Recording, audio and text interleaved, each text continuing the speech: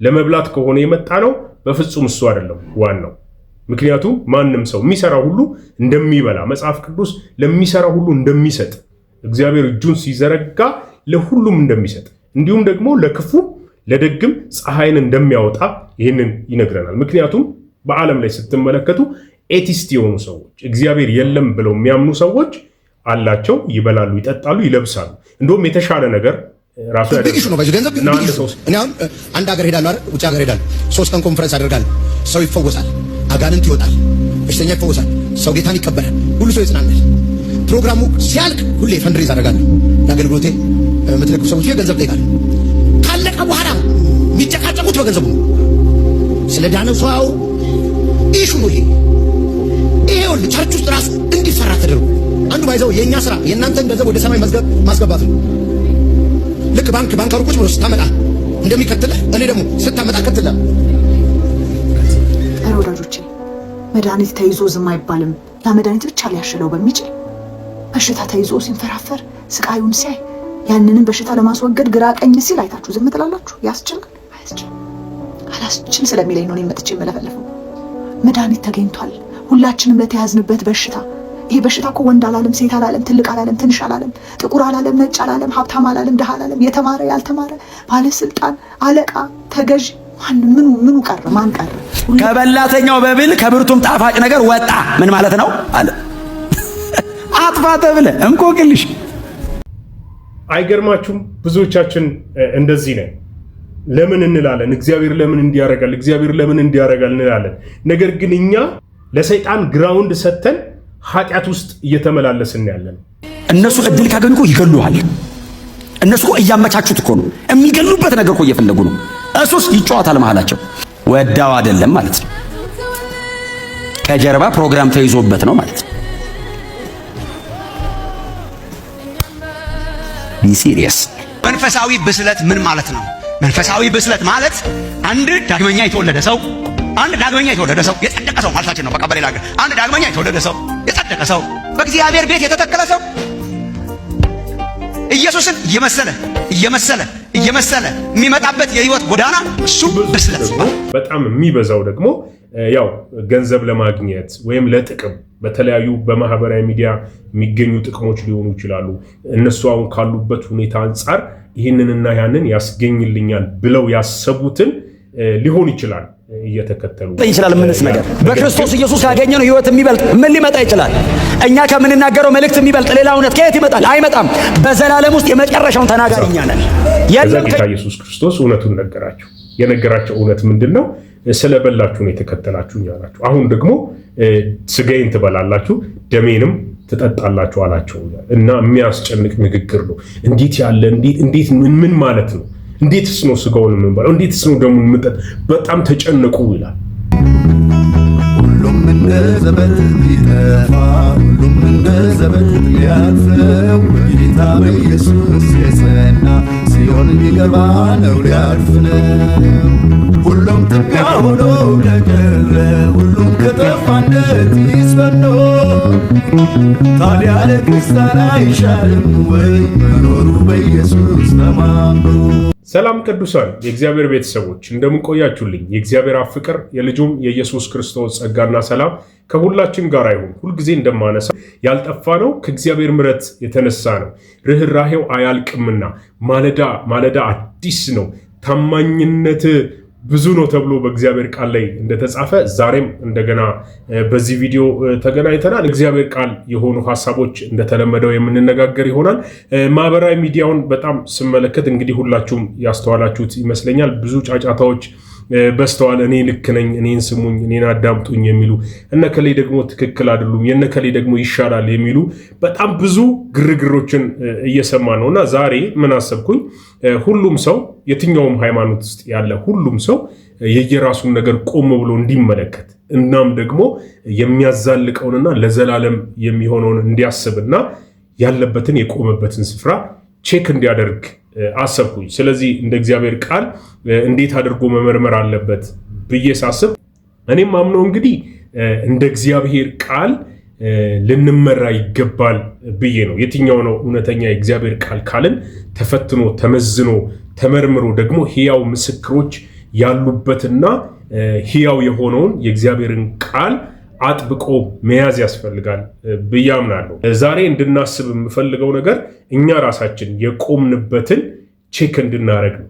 እኔ ራሴ የቆምኩበት የትኛውም ሃይማኖት ተቋም ውስጥ ልሆን ይችላለሁ፣ ግን ያለሁበት የቆምኩበት ሁኔታ ትክክል ነው ወይ፣ እንደ እግዚአብሔር ሐሳብና እንደ እግዚአብሔር ፈቃድ ነው ወይ የሚለውን ሁላችንም ቼክ እንድናደርግ ነው ዛሬ እንደ እግዚአብሔር ቃል ይህንን ሐሳብ ይዤ ወደ እናንተ ብቅ ያልኩት። እንግዲህ እንደምታውቁት አንዳንዶቹ ማጆሪቲ ያለበትን ወይም በቁጥራቸው በዛ ያሉትን ብዙ ቲፎዞ ያሉባቸውን ይከተላሉ፣ ያዘነብላሉ።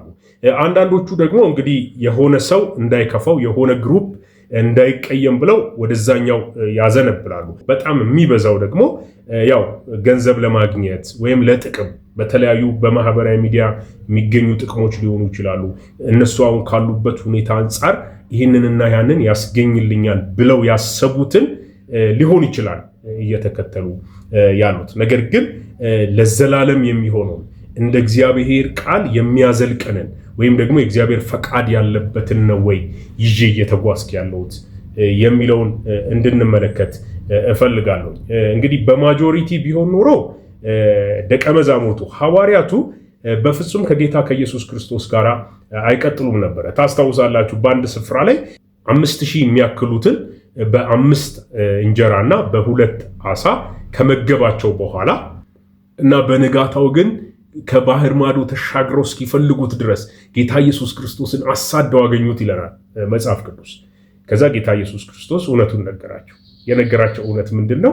ስለበላችሁ ነው የተከተላችሁኝ አላቸው። አሁን ደግሞ ስጋዬን ትበላላችሁ ደሜንም ትጠጣላችሁ አላቸው።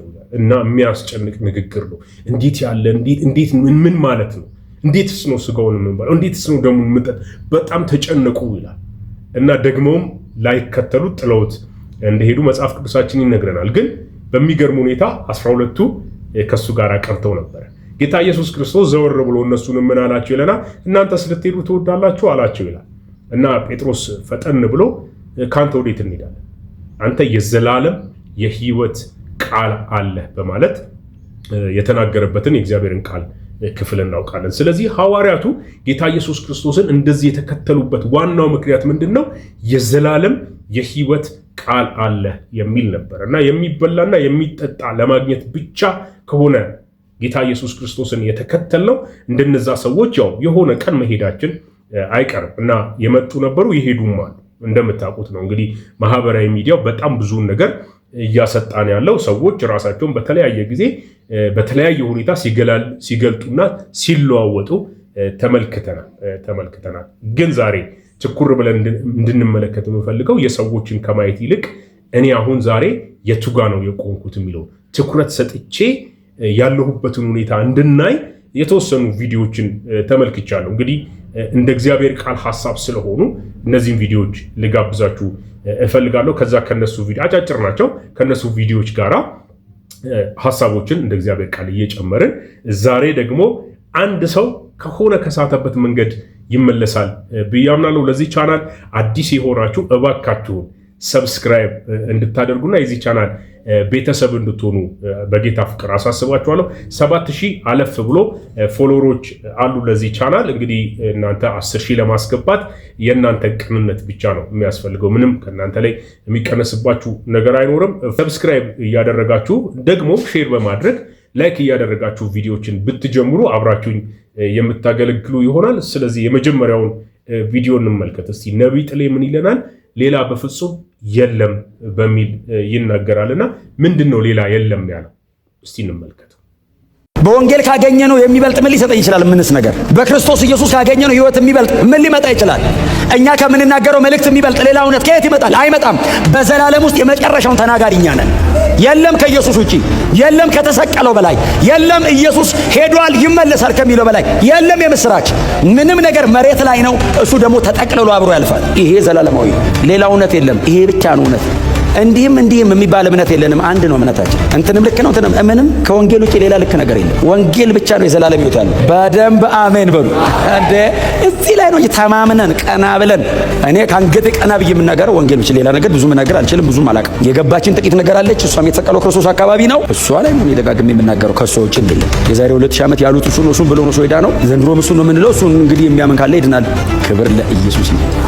ለዚህ ለመጨረሻ ዘመን ለዚህ ድቅድቅ ጨለማ ለያዘው ስርዓትና ሲስተም ሰይጣን ምድር ላይ ግሎባሊ በዘረጋው ሲስተም ላይ እግዚአብሔር ብርሃን አድርጎ ያስቀመጣት ቸርች ነው። ብርሃናችን መልእክታችን ወዳጆች፣ ከክርስቶስ ኢየሱስ ውጪ ሕይወት የለም። ኢየሱስ ክርስቶስ እንደተሰቀለ ሆኖ እንሰብካለን።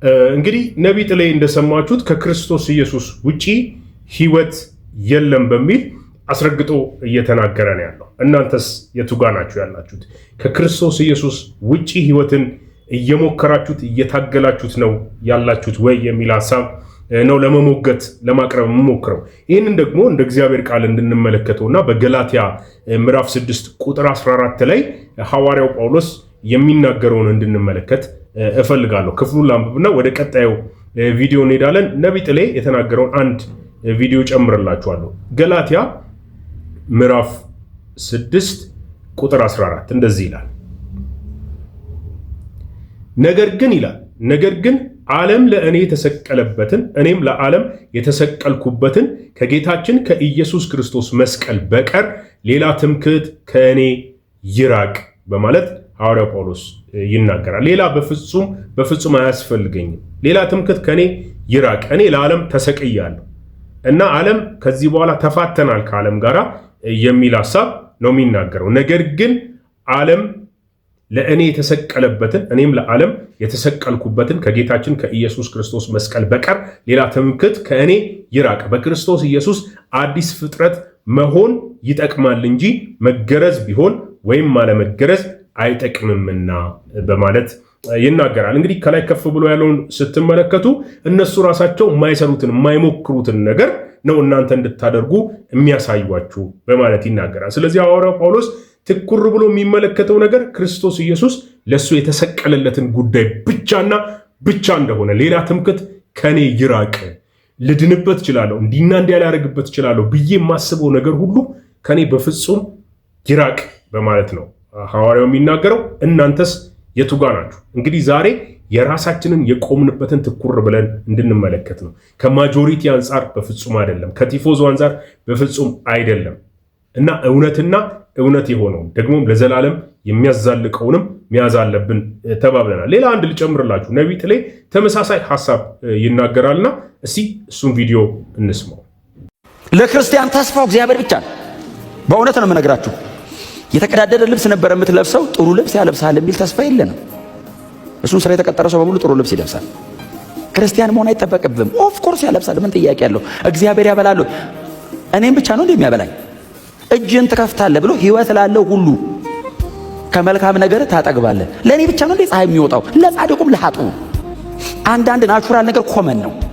እዚህ ቤት ልዩነታችን ምንድነው? ማመስገኛችን ከድቅድቅ ጨለማ ወደሚደነቅ ብርሃን። ክርስቲያን ተስፋ ሌላ ነገር የለም። እኛ ከድቅድቅ ጨለማ ወደሚደነቀው ብርሃን በመምጣታችን ነው ልዩነታችን በማለት ይናገራል። ለመብላት ከሆነ የመጣኸው ቅድም ጌታ ኢየሱስ ክርስቶስ እናንተስ ልትሄዱ ትወዳላችሁን እንዳላቸው ለመብላት ከሆነ የመጣ ነው።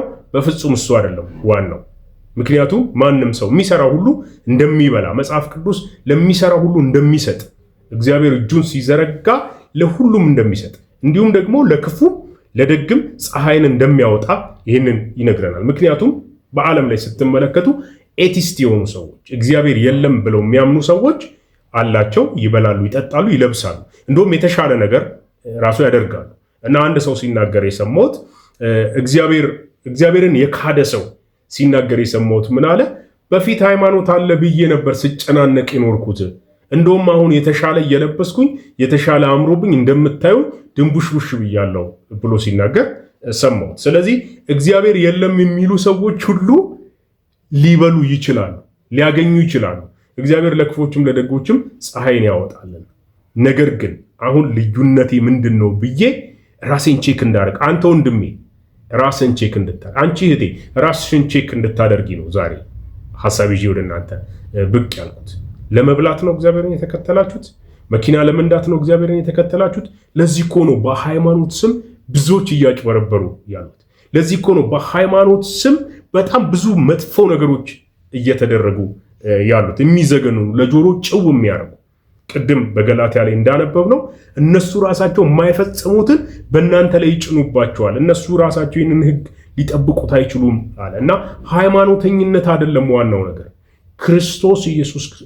ክርስቶስ ኢየሱስን ግን አጥብቆ መያዝ፣ እሱንም በመስቀል ላይ የሞተልንን ይህንን ትምህርት አምኖ መኖር ነው ክርስትና። ስለዚህ ለክርስቲያን ተስፋው ከድቅድቅ ጨለማ ወደሚደነቀው ብርሃን መምጣት ነው። ስለዚህ በጴጥሮስ ላይ አንደኛ ጴጥሮስ ምዕራፍ 2 ቁጥር 9 ላይ እንደዚህ ይላል፣ እናንተ ግን ከጨለማ ወደሚደነቅ ብርሃኑ የጠራችሁን የእርሱን በጎነት እንድትናገሩ የተመረጠ ትውልድ፣ የንጉሥ ካህናት፣ ቅዱስ ሕዝብ፣ ለርስቱ የተለየ ወገን ናቸው በማለት ይናገራል። ስለዚህ ከጨለማ ወደ ብርሃን የተጠራችሁት እናንተ ይህንን እንድትናገሩ የሱ ርስቱ ናችሁ በማለት ይናገራል። ስለዚህ ቀጣዩ ቪዲዮአችን ደግሞ ይህንን ሐሳብ ይናገራል። እንግዳውስ እኔ የቆምኩበት ይሄ ከሆነ ምን ማድረግ ይገባኛል የሚለውን አንድ እህት አስደናቂ ሐሳብ ስትናገር ሰምቻታለሁ። እስቲ እሱን ቪዲዮ እንመልከት። አረ ወዳጆቼ፣ መድኃኒት ተይዞ ዝም አይባልም። ያ መድኃኒት ብቻ ሊያሽለው በሚችል በሽታ ተይዞ ሲንፈራፈር ስቃዩን ሲያይ ያንንም በሽታ ለማስወገድ ግራ ቀኝ ሲል አይታችሁ ዝም ትላላችሁ? ያስችላል? አያስችልም? አላስችል ስለሚለኝ ነው መጥቼ የምለፈለፈው። መድኃኒት ተገኝቷል። ሁላችንም ለተያዝንበት በሽታ። ይሄ በሽታ እኮ ወንድ አላለም፣ ሴት አላለም፣ ትልቅ አላለም፣ ትንሽ አላለም፣ ጥቁር አላለም፣ ነጭ አላለም፣ ሀብታም አላለም፣ ድሃ አላለም፣ የተማረ ያልተማረ፣ ባለስልጣን፣ አለቃ፣ ተገዥ፣ ምኑ ቀረ? ማን ቀረ? ሁላችን እኮ የተያዝንበት በሰው ልጆች መካከል መድኃኒትነትን ያጣ ሕግን መጠበቅ ሊያድን ያልቻለውን፣ በራስ ተራራ መውጣት ሸለቆ መውረድ ሊያመጣ ያልቻለውን፣ ሊያስገኝ ያልቻለውን ጽድቅና ደህንነት መዳን በስሙ በማመን ብቻ፣ እሱ በሰራው ስራ በማመን ብቻ መዳን ተገኘ። ለዛ ነው በዚህ ኃጢአት በሚባል በሽታ እየተሰቃያችሁ ካላችሁ መድኃኒቱን እኔ አግኝቼዋለሁ፣ ወስጄዋለሁ፣ እውነት ነው ያድናል ያልኳችሁ ነው ያለሁት። ኢየሱስ ያድናል የሚለው ቃል የጴንጤዎች ንግግር አይደለም፣ የእውነት ቃል። ያዳናቸው ስለሚያውቁ ኢየሱስ ያድናል ይላሉ። ኢየሱስ ብቻውን ከኃጢአት ያድናል። ብቻውን አልወሰድከውም ወንድሜ? ኢየሱስን መድኃኒት ሆኖ መድኃኒት አድርገህ አልተቀበልከውም? ገና እየዳከርክ ነው። ገና ሌላ ነገር ለማግኘት እየሞከርክ ነው። ግድ የለም፣ ብዙ አትጣር፣ ብዙ አትልፋ። የለም ከኢየሱስ ውጭ ሌላ ዳኝ የለም። ከኢየሱስ ውጭ ሌላ የኃጢአት መድኃኒት የለም። አብ ያጸደቀው ነው። አብ ትክክል ነው ያለው ነው። ከዛ ውጭ መድኃኒት የለም። ወዳጆች ሆይ አምልጡ፣ አምልጡ። ሞት አይራራላችሁም፣ ሰይጣን አይራራላችሁም። ለጥፋት ጎሽ ጎሽ እንደሚላችሁ አይደለም። እሱ ራሱ ጠፊ ነው፣ እንኳን ለእናንተ ሊራራላችሁ። ግድ የለም፣ የመዳን ቀን ዛሬ ነው እንደሚል መጽሐፍ ቅዱስ። የመዳን ቀን ለአንቺ ዛሬ ይሁንልሽ እህቴ። የመዳን ቀን ዛሬ ይሁንልህ ወንድሜ። ከኃጢአት ከሚገድለው በሽታ መዳኛው ብቸኛ ፍቱን መድኃኒት ኢየሱስ ይባላል። ይህን መድኃኒት አልደብቀውም፣ ይህን መድኃኒት አልሸሽገውም። ኢየሱስ ብቻውን ያድናል። ውሰዱት፣ ትድናላችሁ። ተቀበሉት፣ ዘላለማችሁ ያማረ ይሆናል። ነገ በእናንተ እጅ አይደለም። ዛሬ ይቺን ቀን ይህን ቪዲዮ እያያችሁ ህይወታችሁን ለኢየሱስ አሳልፋችሁ ስጡ። የማይቆጭ ውሳኔ ነው፣ የማትጸጸቱበት ውሳኔ ነው። ለእኔ እንደዛው ነው። አዎ እኔን አድኖኛል፣ አይቻለሁ እንደሚያድን የምትሉ ኢየሱስ ያድናል እያላችሁ እስቲ ኮሜንት ላይ ጻፉ። ለሌሎችም ደግሞ ሼር አድርጓቸው። እሷ እንደተናገረችው እንግዲህ ኢየሱስ ያድናል ለእኔም ደርሶልኛል የምትሉ ኮመንት ላይ ጻፉ ብላለች። ኮመንት ላይ የምትጽፉ ኮመንት ላይ እኔ ጋም እንድትጽፉ ደስ ይለኛል ብትጽፉ። ነገር ግን ያልያዛችሁና ጌታ ኢየሱስ ክርስቶስን እንደ ግል አዳኛችሁ ያልተቀበላችሁ ሰዎች ኢየሱስ ነው ያድነው፣ ሌላ መዳኛ የለም። በእርግጥም ሌላ መዳኛ የለም። በመጀመሪያው ቪዲዮ ላይ እንዳሰማችሁ ነቢጥ ላይ ሌላ መልእክት የለንም ማለት ሐዋርያው ጳውሎስም ከዚህ ሌላ ትምክህት እንዲኖረኝ በፍጹም አልፈልግም ከኔ ይራቅ ብሎ ተናገረ እና እግዚአብሔር አብም አንድ ልጁን ኢየሱስ ክርስቶስን አሳልፎ ሲሰጠን ሌላ መዳኛ መንገድ ስለሌለ ነው። ሁሉም ኃጢአት ይከሳቸዋል። ሁሉም ድካም አለባቸው። እነከሌ ብለን በደረጃ ብናስቀምጣቸው ሁሉም ኃጢአት ስላለባቸው እንደ ክርስቶስ ኢየሱስ ንጹህ ስላልሆኑ ደግሞ ለእኛ ሊሞቱልን ስለማይችሉ ሊያድኑን አይችሉም እና ኢየሱስ ክርስቶስ ብቻውን ያድነናል። ለዚህም ነው ብቻውን በመስቀል ላይ ለሁላችን እርቃኑን ራሱን አሳልፎ የሰጠው። ስለዚህ ይሄ መልእክት ነው ዛሬ በደንብ አድርገን ትኩር ብለን እንድንመለከተው የሚያስፈልገው። ይህንን መልእክት ደግሞ የተቀበላችሁ ሰዎች ክርስቶስ ኢየሱስን በእርግጥ አምኜ ተቀብዬ ድኛለሁ፣ በልቤ የደህንነት ስሜት ይሰማኛል፣ ማረጋገጫ በውስጥ ይሰማኛል የምንል ሰዎች ደግሞ አሁን በአንደኛ ጴጥሮስ ምዕራፍ 2 ቁጥር 9 ላይ እንዳነበብነው እናንተ የተመረጣችሁት እናንተ የተጠራችሁ ሰዎች ደግሞ ማዳኑን እንድትናገሩ ነው። ሄዳችሁ እንድትናገሩ ይሄው ያድናል ብላችሁ እንድትነግሩ የተጠራችሁ የተመረጠ ትውልድ የካህን ዘር ናችሁ። ስለዚህ ምን አድርጉ? ማዳኑን ለሌሎች ተናገሩ። እናቺ እህቴ አሁን ምንድን ያለችው? ዝም ማለት አልችልም፣ መድኃኒቱን ይዤ እንዴት ዝም እላለሁ አለች። አንድ የእግዚአብሔር ቃል ልጨምርላችሁ።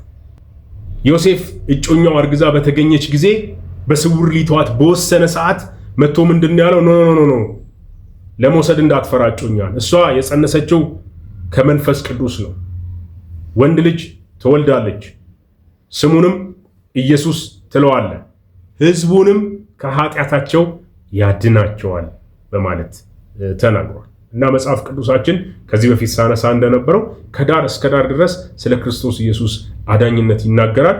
የእግዚአብሔር ትኩረትና ዋና ዓላማም ደግሞ ሰዎችን በክርስቶስ ኢየሱስ ማዳን ነው። እና እህቴ አንቺ የቆምሽበት ያስኩት የምትይው አለኝ ብለሽ የምትኩራሪበት ከክርስቶስ ኢየሱስ የተያያዘ ነው ወይስ ሌላ ነገር ይዘሽ ነው? ከዚህ መዳኛ ውጪ ነው መዳኛ አለኝ ብለሽ ያሹ የሃይማኖት ተቋም ይህንን የሚያረጋግጥልሽ ይህንን የሚያጸናልሽ ነው ወይንስ ሌላ ተጨማሪ ነገር እያደረገልሽ ነው? ወንድሜስ ዛሬ ወደ ራሳችን ትኩር ብለን እንድንመለከት ነው ወደ እናንተ ብቅ ያልኩት። ነገር ግን ደግሞ አንዳንዶች እንደዚህም ጥያቄ ይጠይቃሉ። እኛ እየጾምን እኛ እየጸለይን እግዚአብሔርን እየለመን ነው እየጮህን ወደፊቱ ለምንድን ነው ግን ዝም ያለው የሚል ጥያቄ ደግሞ ይጠይቃሉ። እስቲ ይህንን ቪዲዮ እንከታተልና መፍትሄውስ ምንድን ነው የሚለውን ደግሞ አብረን እናያለን። የሁሉ አገልጋይ በየሰንበቱ በየውዱ እንደዚህ የተገናኘን እንጸልያለን። የእግዚአብሔር ፊት ይፈለጋል። 21 ቀን 40 ቀን ኢትዮጵያ ውስጥ በተደጋጋሚ የንስሐ ፕሮግራሞች ይዘጋጃሉ። ልመና አለ። ለምንድን ነው የእግዚአብሔር ጉብኝት ግን ያልቸኮለው? ለምንድን ነው የእግዚአብሔር ጉብኝት ፈጥኖ ያላገኘን? እስቲል ለምን በሐዘን ውስጥ አለን? እስቲል በስብራት ውስጥ ለምን ኖራለን? እስቲል የእግዚአብሔር ማዳን ቤተክርስቲያንን የእግዚአብሔር ቃል ሲናገር በዚህ ዓለት ላይ ቤተክርስቲያንን እሰራለሁ የገሃነም ደጆች አይችሏትም። ዛሬ ግን የገሃነም ደጆች መጫወቻ ሆነናል፣ መቀለጃ ሆነናል። እንኳን አይቋቋሟችሁም ቀርቶ ዛሬ በብዙ ጨለማ ውስጥ በብዙ ስርዓት ውስጥ የሚኖረው አማኝ ቁጥር ትንሽ አይደለም። በሐዘን ውስጥ በስብራት ውስጥ በእንቆቅልሽ ውስጥ በእንባ ውስጥ በለቅሶ ውስጥ በምርኮ ውስጥ በባህልነት ውስጥ የሚመላለሰው አማኝ ትንሽ አይደለም። ለምንድን ነው? ታውቃላችሁ፣ ወደ ጌዲዮን መጥቶ የእግዚአብሔር መልአክ አንተ ኃያል ሰው፣ አንተ ብርቱ ሰው፣ እግዚአብሔር ከአንተ ጋር ነው ሲለው እኛ ብንሆን እንደምን አሜን ነው ብለን እግዚአብሔር ይመስገን ነው ብለው እግዚአብሔር ከአንተ ጋር ነው ከሚል ከእንደዚህ ከመሰለ ዜና ምን ሌላ ትልቅ ዜና አለ? ምን የምስራች አለ? አንድ የእግዚአብሔር መልአክ መጥቶ አንድ እኮ የሆነ ሰው አይደለም የሚለው የእግዚአብሔር መልአክ ከሰማይ ተልኮ ወርዶ እግዚአብሔር ከአንተ ጋር ነው ሲለው ሃሌሉያ እግዚአብሔር ይመስገን ነበር ማለት ነው። ኖ እግዚአብሔር ከኔ ጋር ከሆነ አብሮ አለ የምትለኝ ከሆነ እኔ ለምን በዚህ የወይን መጥመቂያ ውስጥ ወቃለሁ? እንደሰማችሁት ነው እንግዲህ ይሄ ቪዲዮ የታለ ታዲያ እግዚአብሔር ብለን ለምንጠይቅ ሰዎች ወንድሜ ሲናገር እንደሰማችሁት እንግዲህ ጌዲዮን አንተ ጽኑ ኃያል ሰው ሲባል እኔ እንዴት እንደዚህ ትለኛለህ? እግዚአብሔርማ ካለ የታለ ታዲያ የታለ? ያ ስንሰማ የነበረው ታሪክ አባቶቻችን ሰራባቸው የተባለው በአባቶቻችን ዘመን ነበረ ያሉን ታሪክ የታለ ታዲያ? የታለ እግዚአብሔር? እንደዛ ከሆነ እግዚአብሔር ካለ ለምንድን ነው አሁን በዚህ በአስገባሪዎች ስር ሆኜ እንደምታውቁት ያው እሱ በወይን መጥመቂያ ስንዴ እየወቃ ነው ያለው። በጣም ትንሽ ቦታ ነች የወይን መጥመቂያዋ። በዛ ቦታ ላይ ስንዴ ይወቃል። ስንዴ ለመውቃት በፍጹም የማይመች ቦታ ላይ ነው። ምክንያቱስ ምንድን ነው? ሚዲያማውያን እንዳያገኙ ተደብቆ ነው ያለው። ደግሞ ጌዲዮን ከቤተሰቡ ትንሹ ነው። የእሱ ነገድ ደግሞ ታናሽ የሚባለው ነገድ ነው። ስለዚህ ኮስተር ብሎ ጠየቀ። ታዲያ የታለ እግዚአብሔር አለ። ዛሬም እንደዚህ የምንጠይቅ ሰዎች እንኖራለን። ታዲያ ለምን የሚሉ ጥያቄዎችን እንጠይቃለን። ለምንድን ነው እግዚአብሔር ዝም የሚለው? ይኸው እየጸለይን ነው፣ ጾም ጸሎት እየያዝን ነው። ታዲያ ለምን እግዚአብሔር ዝም ይላል? አንድ ጓደኛዬ አንድ ጥያቄ ጠየቀኝ ሰሞኑ። እኔ እግዚአብሔር ደስተኛ እንደሆን ለምንድን ነው ያልፈለገው? ለምን ደስተኛ አያደርገኝም? እና አሁን እየጠየቅኩት ያለው ደስተኛ ካላደረከኝ ውሰደኝ እያልኩት ነው ብሏል። እና እንግዲህ ቆም ብዬ እንዳስብ ለሱ የምመልሰውን ነገር እግዚአብሔር እንዲሰጠኝ ማሰላሰል ጀመርኩ። እንደዚህ የምትጠይቁ ሰዎች በጣም ብዙ ሰዎች ትኖራላችሁ። ጌዲዮንም ይህንን የጠየቀው ታዲያ ለምን እንደዚህና እንደዚህ ይሆናል? አሁንም በዚህ ዘመን እየጸለይን በእግዚአብሔር ፊት እየቆየን ብዙ ነገሮች እያደረግን ለምን እግዚአብሔር ዝም ይላል? አንዳንዶች ደግሞ እያጭበረበሩ እንደፈለጉ እየኖሩ በክርስትና ስም እየነገዱ ብዙ መኪና እየገዙ ብዙ ቤት እየሰሩ እግዚአብሔር ለምን እነሱን ዝም ይላል? የዛኛው የዚህኛው እንደዚህ የኑሮ በጣም ብዙ የምንጠቅሳቸው ነገሮች አሉ። ታዲያ ለምን እግዚአብሔር ዝም ይላል? ምናልባት ምላሽ ይሆናል ብዬ አስባለሁ። ይህንን የነቢይ ጥሌን ሐሳብ እንመልከት። የሰይጣን ህጋዊ መቆሚያ ኃጢአት ነው። በሰው ህይወት ላይ እንደዚህ አይነት ልምምድ ካለ በስፒሪቹዋሊ በጣም ብዙ ኦፕሬሽኖች ሊኖሩበት ይችላሉ። ሊዋጋው ይችላል። ጠላት በጣም ይከፍትበታል ጦርነት። የትኛውም ውጊያ ከዚህ አይነት ነገር ጋር የሚያዝ ነው እያልኳቸው አይደለም። ግን ኃጢአት እያደረገ ግን ሰው በፍጹም አታክ ያደርገዋል። ይሄው ደግሞ ኃጢአት እንዲሰራ ያደርገዋል። ደግሞ ይሄ አልበቃውም ሶምሶን ከዛ ወደ ሀገሩ ተመለሰና አጥፋ፣ እግዚአብሔር ነግሮታል፣ ፍልስጤማውያንን አጥፋ ብሎ ነው የነገረው። አጥፋ፣ ከፍልስጤማውያን ጋር ህብረት እንዳይኖር ሄዶ አገባ። ማገባቱ አላነሰው። ቁጭ ብሎ ከፍልስጤማውያን ጋር ኑሮ ጀመረ። ምዕራፍ 14ን ብታነቡት እንቆቅልሽ አላቸው። አንተ እነሱ እድል ካገኙ እኮ ይገሉሃል። እነሱ እኮ እያመቻቹት እኮ ነው፣ የሚገሉበት ነገር እኮ እየፈለጉ ነው። እሱስ ይጫወታል መሃላቸው። እንቆቅልሽ አቀለ አሉት አይደል? ምዕራፍ 14 ላይ ላምብላችሁ። ከበላተኛው በብል ከብርቱም ጣፋጭ ነገር ወጣ። ምን ማለት ነው አለ። አጥፋ ተብለ እንቆቅልሽ። አይገርማችሁም? ብዙዎቻችን እንደዚህ ነን። ለምን እንላለን? እግዚአብሔር ለምን እንዲያረጋል፣ እግዚአብሔር ለምን እንዲያረጋል እንላለን። ነገር ግን እኛ ለሰይጣን ግራውንድ ሰጥተን ኃጢአት ውስጥ እየተመላለስን ያለን። ሶምሶን እኮ አጥፋ የተባለውን በፍጹም ህብረት እንዳታደርግ የተባለውን ህዝብ ነው ሄዶ የተቀላቀለ። ከዛ ከነሱ መካከል የሆነችውን ነው ደሊላን ያገባው። እንደምታውቁት እሷ በፍጹም ወደው አይደለም አፍቅረው አይደለም። እና ግን እሱ ኃይሉ የሚደክምበትን ነገር ለማግኘት እንደሆነ ታሪኩን ታውቃላችሁ። ከነሱ ጋር እንቆቅልሽ ይጫወት ነበር። ዛሬ ብዙዎቻችንን በኃጢአት የምንጫወተው አይገርምም? ግን እግዚአብሔር ለምን አይሰራም? ለምን በኔ ዘመን እንደዚህ አያደርግም? ለምን እንደዚህ ይሆንብኛል? ለምን እንደዚህ ይሆናል በዚህ ዘመን ብለን ግን እግዚአብሔርን መልሰን እንወቅሳለን። ግን እኛ የት ነው የምንገኘው? በኃጢአት መንደር፣ በኃጢአት ሰፈር። በፍጹም አታደርግ የተባለውን ነገር ነው ሶምሶን እያደረገ ያለው። እሱ ብቻ አይደለም፣ ታሪኩን ታውቁታላችሁ። እስከ መጨረሻ ድረስ እሷ ያንን የተሰጣትን ሚሽን አኮምፕሊሽ ለማድረግ እስከ መጨረሻው ድረስ ታገለችው። አትወደኝም ማለት ነው እያለች ጥሏት አይሄድም፣ አይርቅም፣ አይሸሽም። ግን እሱ ያንን አላደረገም። ከኃጢአት ጋር ልምምድ ማድረጉን ቀጠለ። እግዚአብሔር ዝም ሲለን፣ እግዚአብሔር ከኛ ሲሸሽ ቆም ብለን ማየት አለብን። አሳልፎ ሳይሰጠን በፊት ጸጋችን ከመላጨቱ በፊት ቆም ብለን ልናስብ ያስፈልጋል። ይሄ ዘመን እንደሱ ይመስለኛል። ብዙ ሰዎች ከኃጢአት ጋር ልምምድ ውስጥ አሉ፣ ግን ደግሞ መልሰው እግዚአብሔር አይሰራም ይሉታል። እንደምታውቁት ነው፣ በየሃይማኖት ተቋማቱ ሂዱ፣ አንዳንድ ነገሮች ለቢዝነስ ተቀይረዋል። አንደኛውን ሲወቅስ ነው እንጂ እኔ ነኝ ያጠፋሁት፣ እኔ እኮ ልክ አይደለሁም ማስተካከል አለብኝ ሲል ግን ደግሞ አትሰሙ። ለራሱ ጥፋት ምክንያት እየደረደረ የሌላውን ጥፋት ደግሞ እያጎላ እያወጣ በዛው ባለው ነገር የስጋ ነገር እየያዘ መቀጠል ነው የሚፈልገው ሰው። ስለዚህ እናስተውል፣ ቆም ብለን እናስብ። የቱ ጋ ነው ያለነው? እንደ ሶምሶን የገባንበት ኃጢአት የት ነው? አጥፎ የተባልነውን ነገር አስጠግተን ቤታችን አስገብተን አብረን እየተጫወተን ያለንበት ኃጢአት የትኛው? ወንድሜ አውጣና አጥፋ፣ እህቴ ውጪ፣ ራቂ ከዛ መሃል። እና ለምን እግዚአብሔር አልሰራም ልንል አንችልም። እግዚአብሔርማ እየሰራ ነው። አሁንም ይሰራል፣ ወደፊትም ይሰራል። እግዚአብሔር ክንዱ በፍጹም አልደከመችም። እግዚአብሔር ይሰራል። ነገር ግን ምንድን ነው ቅድም መጀመሪያ ላይ እንዳነሳሁት ብዙ ሰዎች ሃይማኖትን እንኳን የሚጫወቱበት ገንዘብ ለማግኘት ነው።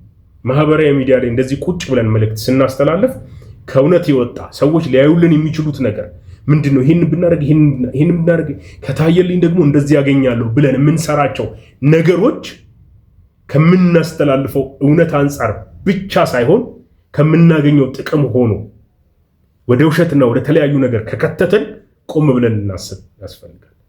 የምናገኘው ጥቅም ራሱ ከኃጢአት ጋር የተያያዘ ጥቅም ከሆነ ይቅርብኝ ነው ልንል የሚገባ ከእግዚአብሔር የምናገኘው ነው የሚበልጥ የሚሻል። ሐዋርያው ጳውሎስ እሱን በደንብ አጥብቆ ይነግረናል። እኔ ምንም አይነት ትምክህት አልፈልግም። እንደውም ሐዋርያው ጳውሎስ ስለ ገንዘብ ሲናገር ልንከብድባችሁ ሲገባ ከእናንተ የመቀበል መብት ኖሮን ሳለ ነገር ግን ተውን፣ በእጆቻችን እየሰራን አገለግልን ይላል እና ከማናችሁም ዕዳ የለብኝም ብሎ በድፍረት ይናገራል።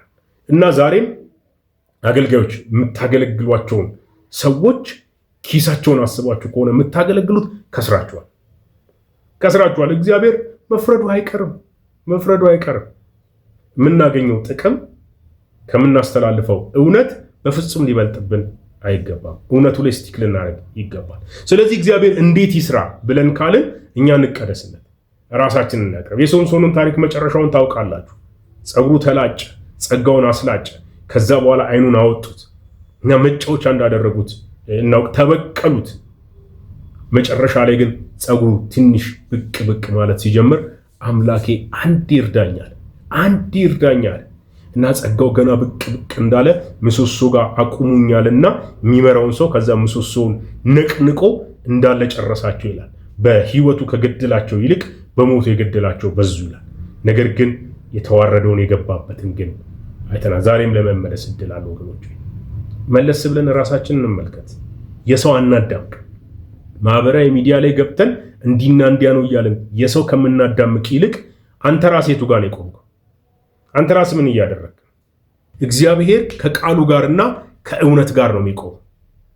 ከእውነትና ከቃሉ ጋር ነው የሚቆመው። እግዚአብሔር ማን ነው ካላችሁ ቃሉን ነው የሚመስለው። እግዚአብሔር ከቃሉ ውጪ በፍጹም ሊሆን አይችልም።